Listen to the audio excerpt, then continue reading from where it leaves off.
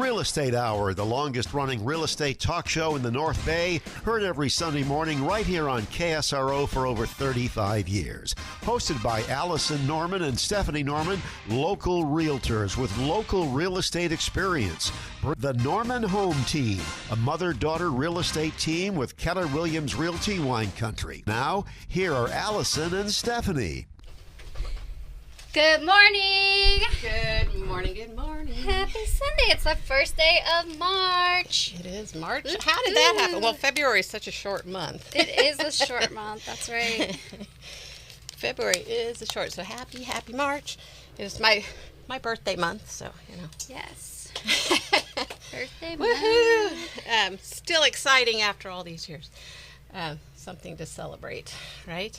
So we have, I'm struggling here. It's your birthday month, it's Colon Cancer Awareness Month, it's Women's History Month, National Nutrition Month. All the things. Various health-focused campaigns like colorectal cancer, that's colon cancer, brain injury, and kidney awareness.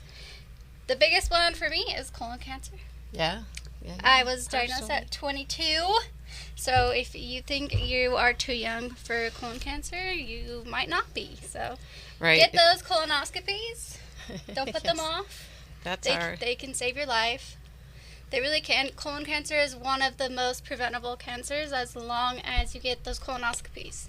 Yes. And know your family history. Knowing the family history, yes, which we weren't really aware of. Actually, there was actually a lot of family history, but it was 2 generations removed. Well, no, actually my dad, two from you. My dad, though, had a lot of cancer in his family, but never had cancer, and no colon cancer, which is the most common cancer in Lynch syndrome, which we tested positive for genetic risk. Which we found out for after cancer. I was diagnosed with colon cancer. Right. So pay attention, and you know, and the older generations didn't talk about cancers. They didn't want to let the kids know, didn't want to tell anyone, and even like colon cancer, when we're hearing about it now more. There's from been a lot celebrities of celebrities that have passed from it. Yeah, which and is really sad and unfortunate. And it even 5, 6, 7 years ago, somebody would just say, they passed away from cancer and undisclosed cancer, and usually it was colorectal cancer because it's like, oh, we don't want to talk about that. But it removed the stigma. Yes. Colon cancer kills people, and as does a lot of other cancers, but it's preventable. So that's our March 1st Colon Cancer Awareness Month, colorectal cancer awareness month, and it's okay to talk about. Yes. So to talk with your family. Hey, what's this family history? So if there's a history of uterine cancer, endometrial cancer, which is the same thing, basically, just 2 different words for it. Pancreas, I think. What are the other? Skin cancer. There's some skin cancers, brain reproductive cancer. Ovarian cancers, and then you have brain cancers on the very small list, or the tiniest little list. But those are, and then for Lynch syndrome, which is one of the most common genetic cancer risk that people have never even heard of. Mm-hmm. And then there's the BRCA, which is more breast cancer, but also reproductive cancers and all those things. So just knowing your family history, talk to your family, talk to your, talk to grandma and say, hey, was there a history of, that you're aware of? In our family lineage, and like in my case, my dad didn't have it, but his mother died from cancer. His multiple sisters or multiple cousins, and a sister who had cancer. So we didn't put 2 and 2 together because none of it was colon cancer. Yeah. Anyway, I had no idea. So there's UCSF has a program, Kin Talk. Where they actually talk about genetic cancer risks, and they really kind of have a lot of material, And if you're interested in any of what we're talking about related to cancer, reach out to us, and we can send you all the stuff we have. Think of the word. All the information. All the things. Yeah, and Kin Talk has some good suggestions on talking to your family about genetic cancers. But anyway, so since we're a real estate show, we're going to move on. But we never miss the opportunity to talk about and bring awareness, especially March 1st, Colon Cancer Awareness Month. So, and it's, you know, a lot of other cancers get a lot more attention. Sounds like a weird way to say it, but, you know, a lot more funding, a lot more information put out there. And I'm glad that we're starting to see colon cancer really kind of be talked about more often. So anyway, we're not just real estate experts. We're also unfortunate cancer experts, and genetic cancer. You know, the club you don't want to be a part of, but here we are. Anyway, so let's move on. Let's talk about so from one interesting subject to another, we're going to be talking about septic. Which is kind of, if you think about it, which I hadn't thought about it, but you know, thought of it. We're here on the first day of Colon Cancer Awareness Month. We're going to talk to a septic specialist, not planned whatsoever, but talk about all about septic and the things you need to know. And a lot of times we have a lot of people that would like to buy land, and they go, I'm going to buy a piece of land, I'm going to put a mobile home on there, and we're going to live happily ever after. There's a lot of things that are involved in that. One, you need to have a place to get rid of the sewage, get rid of your waste. So it's either a septic system or you hook up to the county or city, sewer line, and they take it away for you. But in most cases, a country property piece of land that's out in the country, you're not hooked up to the sewer, and you are going to have your own sewage disposal system, which is a septic system. And so we're talking to Mike Treinen, who is... he's been around for the longest time. He's our favorite septic guy. He's the one I reach out to whenever we need an inspection or advice, information, what's going on with the county, what's going on with new regulations and rules out of the river, all of those things. He is so knowledgeable in what he does. I think his wife would love if he would retire, but he actually tried, and then he came back after 2017, and when there was this huge influx of need for septic inspections and all of that because of the fires, and everything had to be re-inspected, all of the septic systems. And he'll give you some statistics on how many septic systems there are in the county. It was a huge number. I can't remember what it is. But Mike will be calling in at 9:30 to talk all about that septic, what to do if you have a septic tank, or what to do if you're buying a piece of land and you need to put a septic tank in. There's things like groundwater testing that needs to be done. There's perk tests that need to be done, and they have to be done a certain time of the year based on how much rainfall we have. So all of that stuff, you have to, and the zoning, what do they allow, and how many, and then based on how it perks, how many bedrooms you can have, how many structures, and if you're remodeling your house, you're adding a bedroom, how do you expand your septic system? So all of those things, Mike is going to be able to answer those questions for us between 9:30 and 10 o'clock.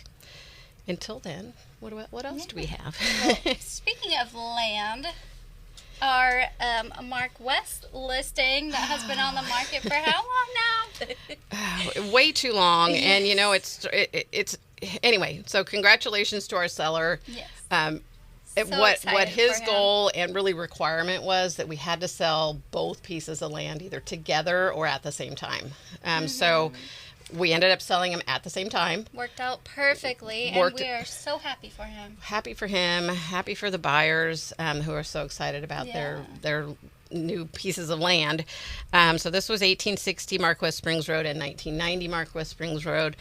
We initially put the land listing. This had been in his family for 90 plus years. He had been on the property for 65 years living there, built the house that was there. It burned down in the 2017 fire. The Tubbs fire, and he put a manufactured home on a permanent foundation that really could have been used as an ADU, and I don't know if that's what the new owner's going to do or not.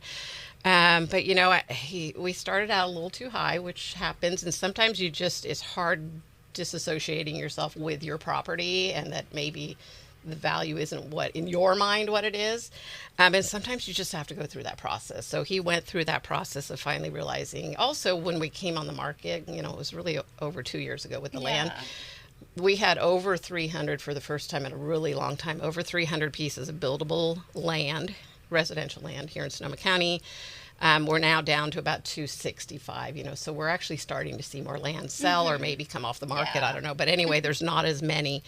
So, we started out a little high and then ended up selling the two together and then also agreeing that, okay, if we could get an offer on both and coordinate that one can't close without the other one closing, he would be okay with that too. And his ultimate goal was to get up with family. Was getting older, didn't want to get old alone. And, so it was really heartwarming and bittersweet. Yeah, that's what I was going to say. Definitely bittersweet. Yeah. Seeing him have to leave this but land that has been in his family for so long. His family came down, his nieces and nephews came down to load him up and haul him and all his stuff up to Oregon. They found him a senior community up there, and we're just so happy for him. And, there's so much more that goes into selling a piece of property. It's the people that we meet, the lives that we can affect. And on all around, the buyers that now are starting this new legacy of a homestead, so, and then him getting to be with his family and and he's been our client for so long, and saying goodbye was kind of hard. It was like if our clients become friends and sometimes feel like family, and it is really hard to say goodbye. And a lot of our clients sell and move out of the area, so it's like, oh, we're such good friends, and then they're gone. It's like, man, and it sometimes isn't even about. I mean, yes, it's nice to close an escrow. Yes, it's nice to get some money and pay some bills, because that's how we get paid and that's what we do. But there's so much more that goes into it, and there's so much heart that we have for our clients, and our clients appreciate what we do, and so much more that we do. So sometimes it's not even just about closing and getting paid, and most of the time it's not. It's how we were able to help. Yeah, and especially with this one, we just wanted to see him be with his family. Yeah.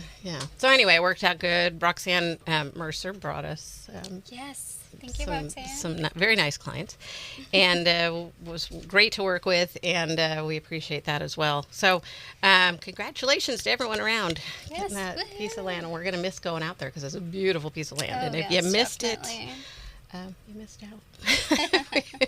We usually get the calls after when people go, oh man, I was going to buy that. I was just keeping an eye on it. It's like, well, you should have put an offer in. You had plenty of time. Anyway, we're going to have to take a break. When we come back, we are going to talk a little bit about there's a Department of Real Estate issued a warning for fraud to watch out for seniors specifically or especially. We're going to talk about the market and what happened this last week in real estate, and that should take us to the end of the show. End of the first half of the show, and then Mike Treinen is going to call, and we're going to shift gears into everything you want to know about septic. Yeah. Alrighty, so let's take a quick break. I'm Allison Norman. I'm Stephanie Norman. We are the Norman Home Team, and you are listening to the Real Estate Hour. We'll be right back. Now, back to the Real Estate Hour, hosted by Allison and Stephanie Norman. Now, here are Allison and Stephanie. Good morning. Good morning. We were in stereo for a minute. Welcome back. It is the Real Estate Hour, March 1st. And we're going to talk just real quick because we don't have a lot of time until Mike Treinen comes on to talk all about septic, and then we really want to give him all the time. But we are going to talk about the numbers in just a minute. But I do want to talk about a notice that consumer alert that the California Department of Real Estate put out. And they're urging California seniors to watch for targeted real estate and property scams. Be vigilant, diligent, and suspicious, and proceed very cautiously when contacted by strangers. Use only licensed professionals when engaging in services of people or companies offering rental, home loan, foreclosure, rescue, or other real estate services on your behalf. You can go to the DRE website, Department of Real Estate website. It's dre.ca.gov, and that will let you know if somebody's licensed. You can put in their name, I think the state or the county or something in it, and it'll come up if they're licensed. Not only are they licensed, is their license current, but do they have any violations? Are they licensed in good standing with the Department of Real Estate? And that's important to know. There's also another that they mentioned, which is dfpi.ca.gov, and I don't know what that is, but those are the two that they're mentioning. Also watch, the money transfer wire wire fraud. transfers. I actually just heard of somebody I know knows somebody that just lost $140,000 because they wired some money for closing to the wrong wire instructions. So there are scammers that will send you an email that looks exactly like the email from the title company and says, here's your updated wire instructions, or here's your wire instructions. And they go, okay, and they send it off. Once it's out, unless you catch it immediately, it's gone. Even sometimes if you catch it immediately, it's gone. So always call the title company directly from a phone number that you find in the phone book, or in Google, or the phone book, or better yet, go walk in there and say, hey, can you print out your wire instructions that I can take to the bank and give them, and then they can put it in and verify that they're, because they'll send you a fake email that looks exactly like, with new wire instructions. You're all, okay, and you send it off. Some people don't even check to make sure that it arrived. You really need to do that. But if not, you're out of luck. And people lose hundreds of thousands of dollars with those. But there's also vacant land. If you own a vacant property, there's scams of people saying, hey, I own this property, I want to sell it. I don't know what their end game is on that. But, and there's so many. So go to this dre.ca.gov. And they will have all this information and things to look out for. Okay, so just be really careful. And if it seems a little weird, or just kind of out of the blue, an offer out of the blue, like, hey, I can help you with this, be wary of that, and ask somebody else's opinion. Do you think this sounds okay? Yeah. Alrighty, so looking at the market, what happened in real estate this last week, and we'll do what happened in February next week when everybody has time to put those in. Definitely. But currently active on the market, there are 536 single-family homes. That number's inching up a little tiny bit. And the median price of what's active on the market is $1.2 million. The in escrow single-family homes, there are 250, and the median price for those is $862,000. The difference between those is that there's some higher priced homes sitting on the market versus the ones that are actually in escrow, are probably in that lower price point, which is typical. Condos, there are 111 active condos in the market with 45 in escrow. Mobile homes, there are 84 active on the market and 19 in escrow. And then multi-unit, 2 to 4 units, there's 87 active on the market with 9 in escrow. And then land, buildable residential lots and land, there are 264. Like I mentioned before, that number was up close to, I think, 350 over the last couple of years, which was really unusually high. Yeah. It's coming down now, which maybe is why our land finally sold, and one reason. And then 32 in escrow. 2 of those are ours that closed escrow. Or I'm sorry, not in escrow. Those are closed. Yeah, they're closed. Never mind. Take that back. There's 32 that are in escrow, have not yet closed. The average days on the market for land right now in escrow, that are sitting in escrow waiting to close, 433 days on the market. So when we say land takes a lot longer to sell, typically some sell right away if it's just a really premium piece of land that is priced really low. It'll sell quickly. But anyway, so 433 average days on the market for land. Yeah. So be prepared to be on the market for a little while. Okay, that's all we have for that. Stephanie has what happened last week, from week to week in real estate. What do you got there? So I have from last Sunday to today, new listings are up to 110. That's 25 more than last week. So wow. they're when we up. say that, people are putting their homes on the market. There you go. And so that median list price is at $845,000. We have back in market 7, price reduction 36, in escrow 68. Pending 51 and sold 73, with a median sold price of $895,000 and average days of 85, or average days on the market are 85. Yes, congratulations to everyone. Woohoo! Before we go take a break, I wanted to mention, you got all that out, right? Okay, I wanted to mention our workshop. Thank you so much, everyone that came to our first-time buyer workshop. It was really good. We had a nice crowd, and we had a lot of really good conversations and questions answered. Hopefully, you all enjoyed it if you're listening.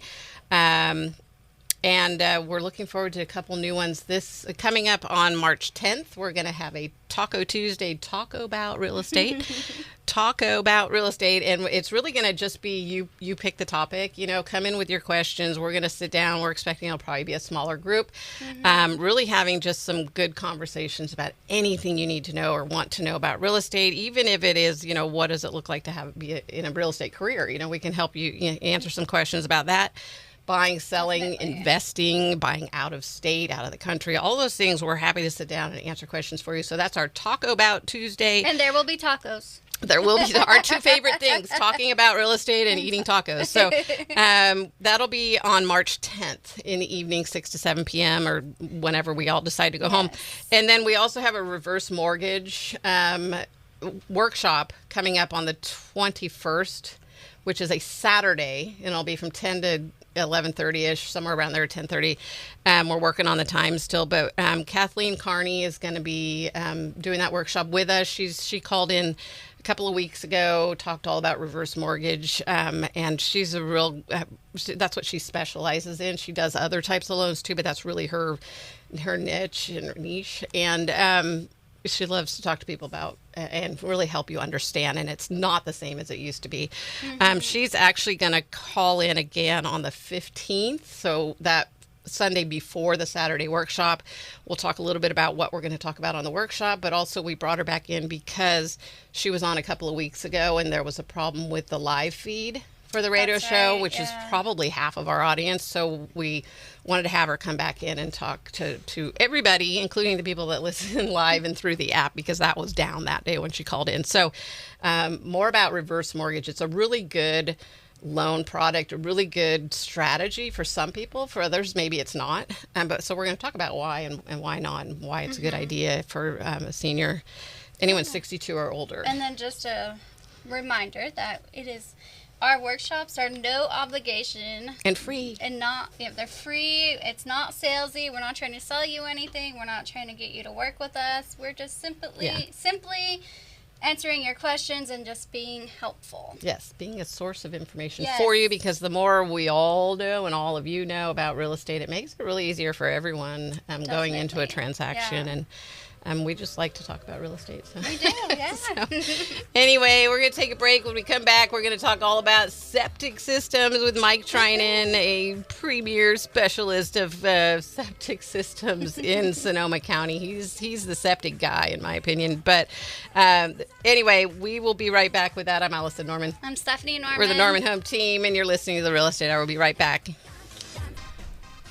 Good morning. Good morning. Good morning. Welcome back. It is the Real Estate Hour, and we're making a shift into all about septic systems today, and what that is and what you need to know. And we are always happy to have Mike Treinen, and it's been a long time. Mike, how you doing? Good, and yourself? Doing well. Thank you. And I realize it has been a really long time, and you go way back to the days of Mike Kelly. And that's how I met you, is really, Mike Kelly said, Mike Treinen's the guy. That's who we need to use. So, and you wear that hat very well as being that expert in the septic. So a little bit about Mike Treinen, seasoned septic system expert with over 25 years of experience. Is that correct? 25 years or more? Probably over 25 years. Yeah, we won't talk about it. We won't talk. It goes way too long. But you love what you do. But with onsite wastewater systems, providing septic systems inspections and consultations for buyers, sellers, homeowners, and real estate professionals throughout Sonoma County. And you also you were a sanitarian at the county, right? Sonoma County Well and Septic Division. And then also taught some classes at the JC for years. So that would be an interesting class to take. Who typically took a class at the JC? Oh, primarily homeowners, but occasionally, a few real estate agents and kind of a mixed group. Yeah, interesting. Good. It's one of those things people don't like to talk about. Although we as I don't know why, because it's a necessary thing, but that. People don't realize when they buy a piece of land that, we've got, we have to get rid of our own waste here and all of that stuff. And so happy to have you on the phone to really just kind of dive into the septic systems and trying to figure out the best place to start. I mean, I guess let's, for those people that are city dwellers and don't really understand what a septic system is and what it does, you want to just talk about that, just basic Sure. septic system? Yeah, and one thing to note is that about almost 1/3 of all county parcels are on septic. Yeah, I mentioned earlier in the show, Michael have that number, and I couldn't remember what it was. So it's almost 1/3? Yes. Wow. So that's a lot, and people don't realize that. Yeah, and basically if there's no public sewer, the septic system is the only standby, and that usually consists of a septic tank to settle out the solids, and then either a leach field or a seepage pit or some more exotic systems like mounds, drip systems that can deal with high groundwater and more marginal soils. But not every site, and I think it's important to say not every site is suitable. There are some parcels, high groundwater, clay soils that just aren't suitable. So for any system at all? That's correct. Wow. Yep. Okay. Yep. So it's always important, someone buying a parcel, to be sure that all that testing has been done and is current, or that they have a long enough escrow period to do the testing, or to a seller to have that done prior to the sale. It'll up the value of the property substantially. Yeah. Have all the testing done and say, yep, this property is all looked at, tested, and designed for X number of bedrooms, and then the buyer has little or no risk. You buy just a vacant parcel by itself, and there's a high degree of risk, and I've seen people go, yeah, but it was such a good deal. I wonder why. That's a red flag. Right yeah, and that's a really good point and tip that if you are a seller thinking about putting your house on the market, to do those tests, because there's limits to when you can do them, right? There's the wet weather perk, and is there like there's a groundwater test too, right? Which is based on rainwater for the year.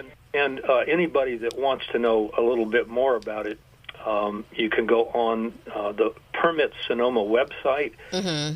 Just type in the search box wet weather testing.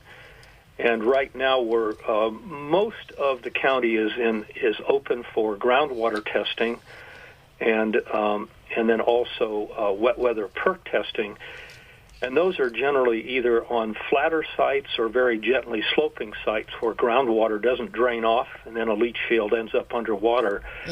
Yeah. Or properties that have high clay content, and that's where the wet weather perk tests are required to show that, because clay expands and stops draining, and so might even work during the summer, but people want to be sure they have a system that works year round. Yeah. And all that testing information is on the website. It's called a window, but most parcels just standard testing. If they're a vacant parcel, dry weather testing. There's lab tests that can be done to duplicate wet weather testing. Oh, okay.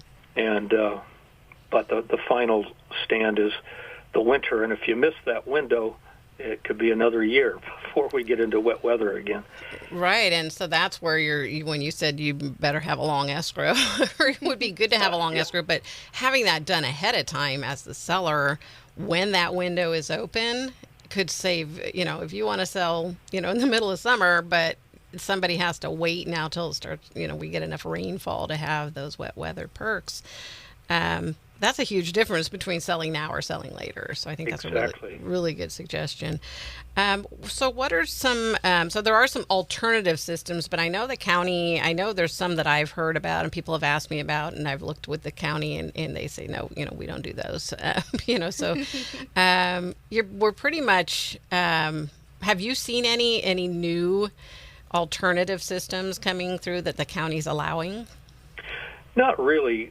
Most of the alternative systems, and again, they aren't perfect for every parcel. Yeah. Are the mound system is the most commonly known, but they also have what's called drip systems, and it's basically similar to landscape drip, except it's a specialized tubing that can handle sewage, and that requires a pre-treatment because the drip heads will get clogged otherwise. So they're a little more complicated, a little more expensive.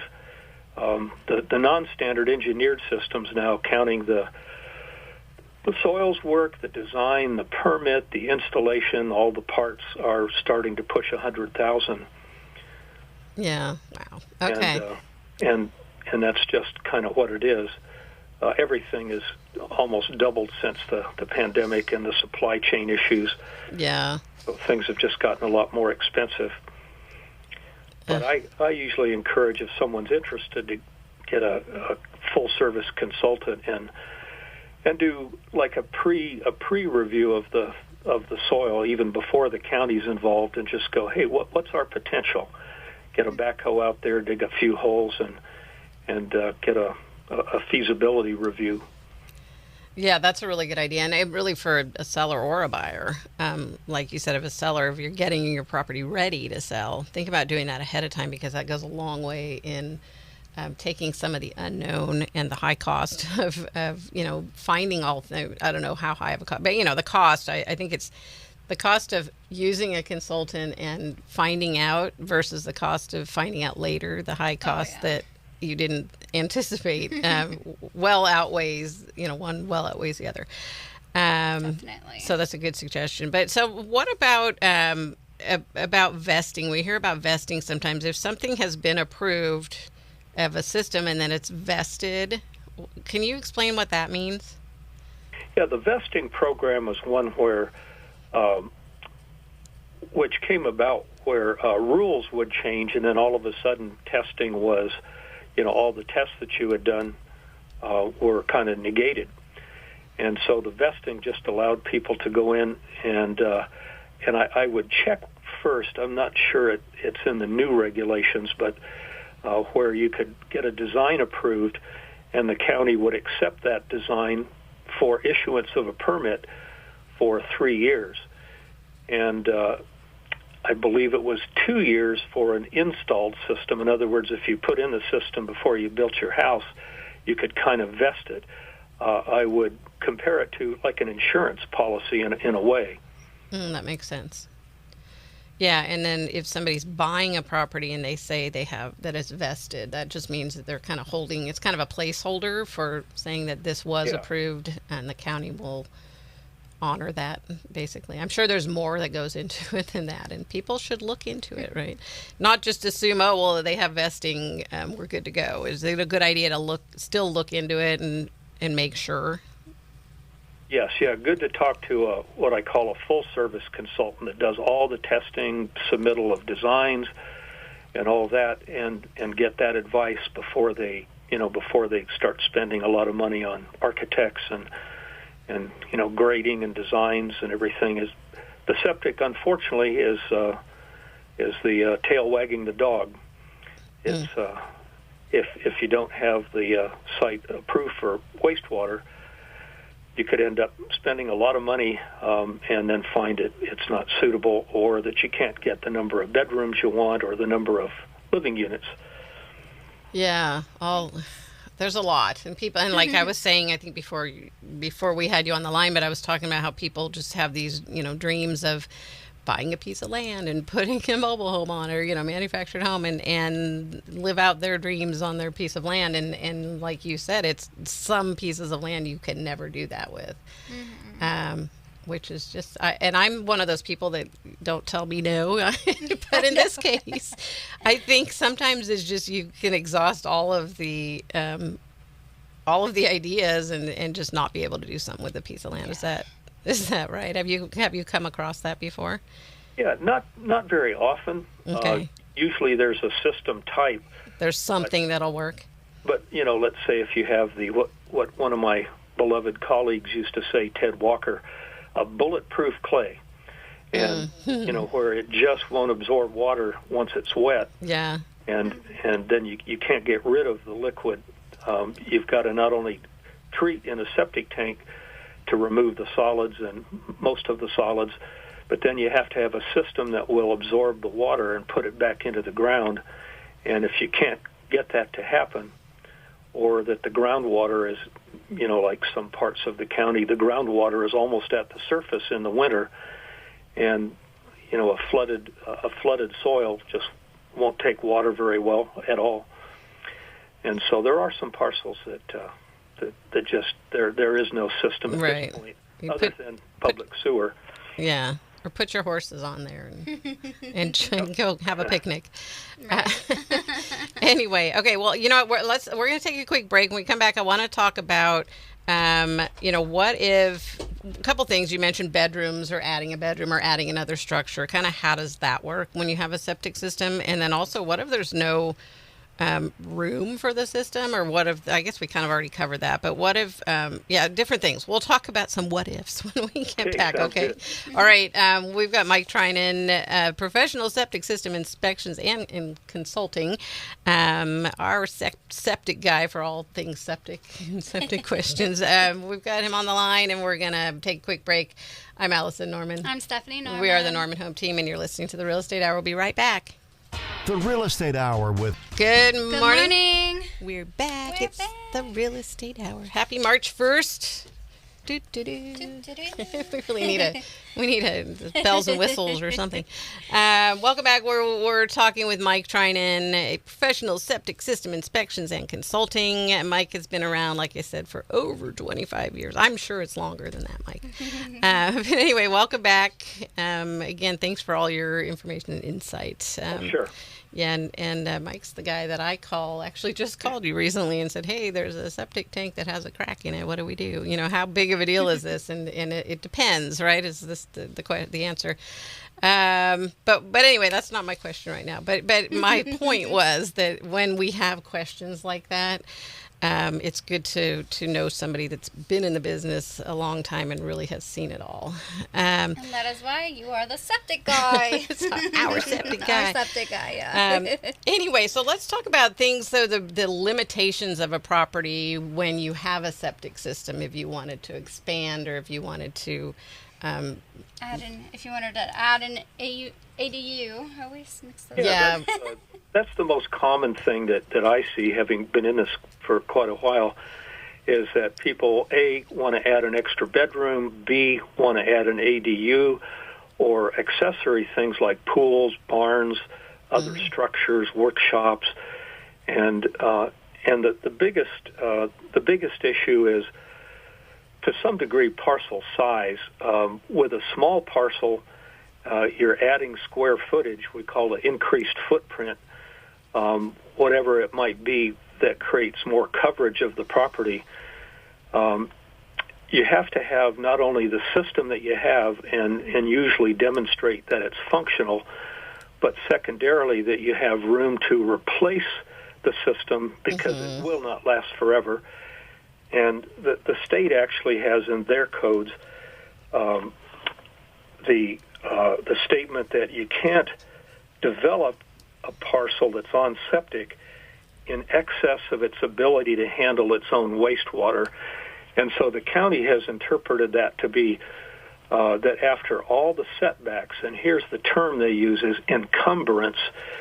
If the property is encumbered by buildings, well setbacks, creek setbacks, existing septic system, barns, driveways, that if all of that is more than 50% of the parcel, then the county says, okay, we'll approve this barn or ADU or whatever, but you have to show us what your reserve or your replacement system is going to be and where it's going to go. And that requires, it's often a delay. Then you have to do soils testing, maybe groundwater testing in a flat site, and then do a design, and all that's expensive and time-consuming.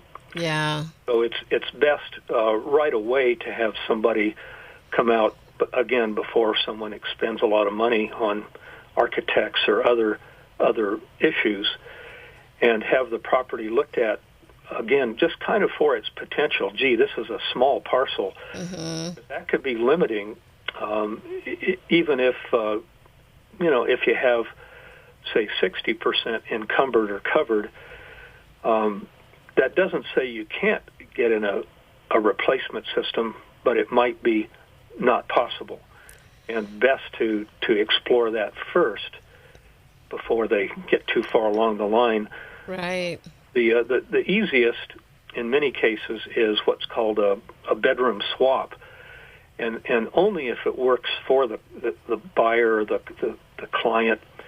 You can take a bedroom in the house, convert it to another use that's approved by the county, an office or combining two bedrooms, and then that gives you a credit for a one-bedroom ADU. And again, if that's new footprint that the ADU is taking up, you'll still have to show that you don't have. Excuse me. Oh, that you don't have. Is that your music or our music? Oh, that was a caller. Oh, don't they know you're on the radio right now? Yeah. Maybe it's somebody listening that wants to talk to you. Although we haven't given out your information yet. Well, I think the key is on any project is to get some good advice. Pay someone to come out, take a look at the property, and just go, here's the issues, and then let that person decide. I'm sure there's a few cases where I've had somebody call and I look at their site plan and go, you just don't have room, and they've had to either go to another parcel or get a lot more in-depth work done. Yeah, I was thinking about that when you were talking about not having room.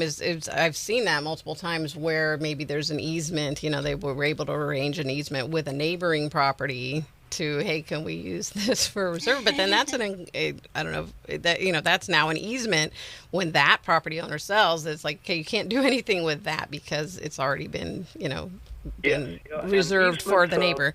Easements are an option where you have a neighbor with a larger parcel.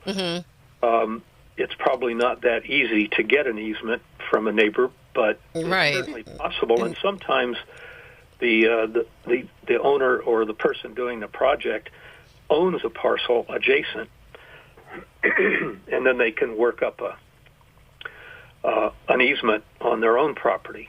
Yeah. And that's not simple, but it's something that could be an option. Right, and probably a lot easier when it's you own both of the parcels and you just wanted to give yourself an easement.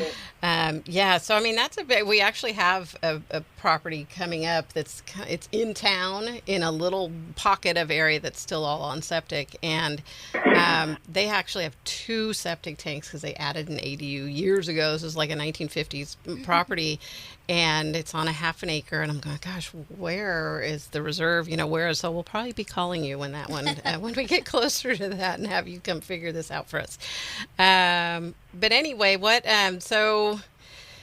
hear from a lot of people that want to do that ADU, add an ADU, and then they just don't think about the fact that, okay, we need to do something. So the 2 things, so I understood you right, the 2 things are you have to make sure that you have the reserve area.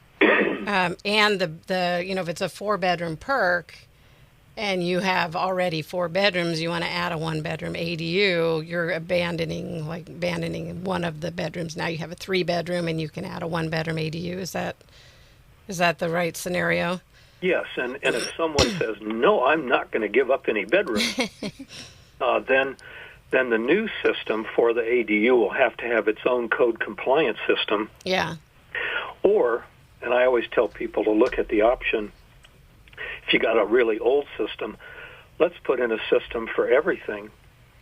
and it's not dramatically different than the cost of just one system for the ADU in most cases. So updating the entire, like putting a whole new system in. Then you've got a 2027, 2026 system that will have value when you go to sell.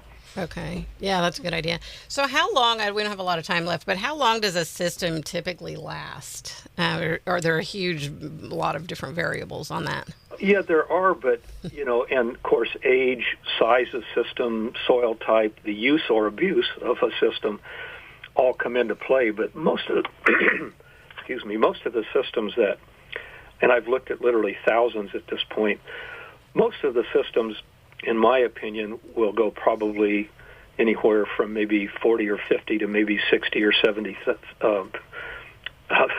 years? Years, I'm sorry, 1,000 years. They, with pumping and just, not abusing the system, putting in a lot of grease, pumping the system every few years, good maintenance is like anything else. Important in the lifespan, but they'll last quite a while. We've looked at a lot of old systems, from the 70s and opened them up, and sometimes out of 4 lines, maybe only 2 are actually taking sewage. Right. So, there's a lot of things. So it's really important not only to when you're building, but when you're buying something that has a septic system to do all that research and make sure it's leaching properly and there's not a crack in the tank and all that. So having that inspection ahead of time is super important. But that's all we have time to talk about right now. So if anybody wants to give you a call and pick your brain or hire you to do some consulting or an inspection, what number should they call? My cell phone is 707-843-1119. Okay, and then it's is it Treinen at sonic.net? It's just the spelling of Treinen, which is TREINEN at SONIC.net. Okay, perfect. Yeah, somehow that's stayed in my head for the last 20 years. But to repeat your phone number real quick. I was just going to ask you real quick. We have a 526-0872 number for you. Is your cell phone better, or is that number okay? Oh, the cell phone's probably better. I have an office phone that I have forwarded to the cell because I'm often in the field, and I just found that to be more effective. So yeah, perfect. So so Joe asked if you could repeat that phone number one more time. Sure. Yeah, it's 707-843-1119. Perfect. Well, Mike, thank you so much for all of the information, and we could talk for hours. And we are hoping to put together a workshop, kind of country property purchasing, land buying, and all of the things, and would love to have you join us for that. So we'll talk later. Happy to. Yeah, we'll talk later about that. You're such a wealth of knowledge, and if anybody has any questions, reach out to Mike or give us a call, and we'll direct you that way as well. But thanks again for all the good information. It's for me anyway, it's a really interesting topic, and definitely. I think it's important. And like you said, 1/3 of all properties in Sonoma County are on septic, so we need to know and understand about that. Definitely. Mike Treinen, thank you so much for the call. We really appreciate you. Have a great day. Thank you so much. All righty, we're going to go. That's it for now. Next week, we'll cover what happened in February, take a look at that, and talk a little bit more about land. We've got a lot of information about easements and how to determine the land lines and all that good stuff. So I'm Allison Norman. I'm Stephanie Norman. We are the Norman Home Team, and you've been listening to the Real Estate Hour. Have a great day. You've been listening to the Real Estate Hour with Allison and Stephanie Norman, the Norman Home Team on KSRO. Join them every Sunday morning at 9, covering every stage of a real estate transaction, from tips on buying and selling your home to North Bay market updates. Sonoma County real estate market knowledge from real estate professionals. The Real Estate Hour with Allison Norman and Stephanie Norman, Sunday mornings at 9 on KSRO.